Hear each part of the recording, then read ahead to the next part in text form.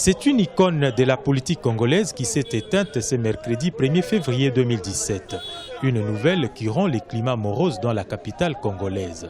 Nous sommes à Limete devant la résidence d'Étienne Tshisekedi. La tristesse des responsables, des militants et sympathisants de son parti politique est visible. En quittant le pays le 24 janvier 2017, une promesse avait été faite à ces militants. Le président de l'UDPS est allé se remettre en forme et nous reviendra dans 3 semaines tout au plus. L'espoir du peuple congolais résidait sur les épaules d'Étienne Tshisekedi. Toute sa vie, il s'est battu, il a renoncé aux privilèges pour que les Congolais retrouvent la dignité, que les Congolais vivent comme tous les peuples du monde, heureux sur cette terre bénie des ancêtres. Il a sacrifié sa vie, trop jeune, 48 ans, pour se lancer dans ce combat.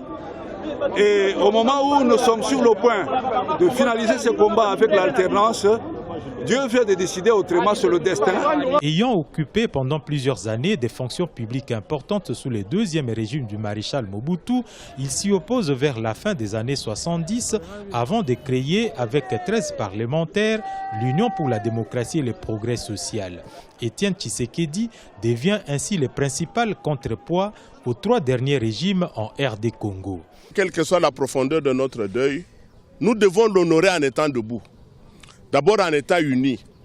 Et nous voyons que dans les moments que nous traversons maintenant, notre force, comme l'a dit, et là c'est une phrase qu'il faut retenir, le président Tshisekedi dans une des premières interviews, quand il est sorti de la clandestinité, il a dit « Un peuple uni est plus fort que la bombe atomique ». Notre président est mort.